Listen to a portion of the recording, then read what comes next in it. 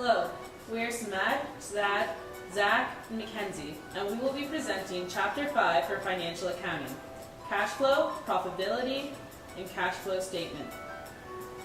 In business, cash is king. When the company has enough cash, then employees get paid, suppliers get paid, and owners get paid. Remember, it's cash that pays the bills, not income and not revenue.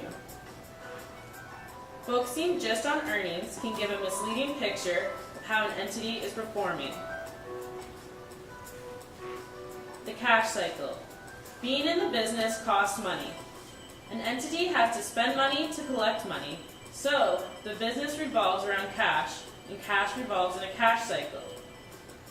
The cash cycle begins with cash on hand and is combined with cash from equity investments or loans.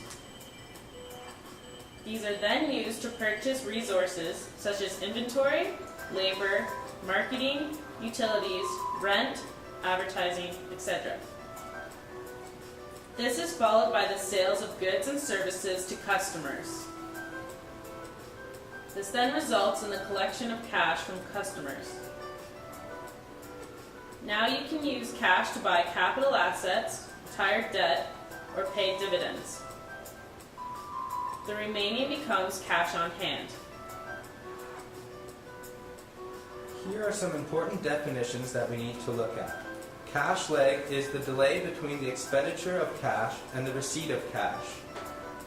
Payable deferral period is the average number of days between receipt of the goods or services and payment of those goods and services. Receivable conversion period is the average length of time between delivery and payment. Inventory conversion period is the average time of receiving inventory and selling it to the customer.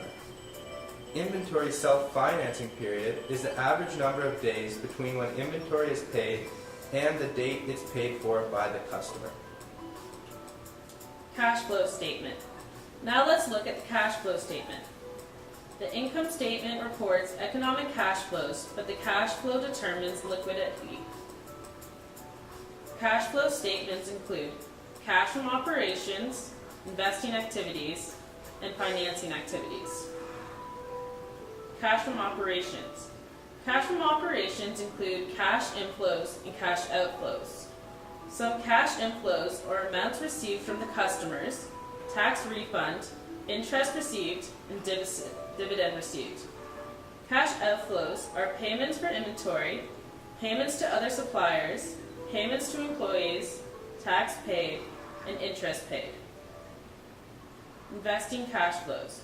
Investing cash flows are property, plant, and equipment, intangible assets, and investments in the shares of other companies. Financing cash flows include bank loans, note payables, current and long-term debt, mortgage payable, common shares, and retained earnings. Cash from operations is an important source of liquidity for an entity. The two ways to measure cash from operations are the direct method. This reports cash from operations by showing cash collection and cash disbursements related to operations during the period, and indirect method. We will be focusing on the indirect method as it reconciles the net income to cash from operation by adjusting net income for non-cash amounts for the operating cash flow. Interpreting and using the cash flow statement. We can use the cash flow statement to calculate operating cash flows to current liability ratio, which is done by taking cash from operations and dividing it by the average current liabilities. This ratio indicates whether an entity is generating enough cash from operations to meet its current liabilities.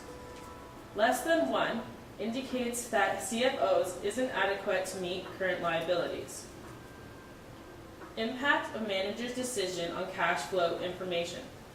Some people suggest the cash flow statement can't be manipulated the way accurate information can be. This isn't true.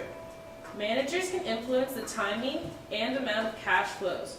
For example, when bills are paid, reducing discretionary spending, and reduce maintenance fees. These reductions increase CFO but they may or may not be in the interest of the entity. Thank you. This concludes our presentation. We hope you enjoyed and will benefit from this effort.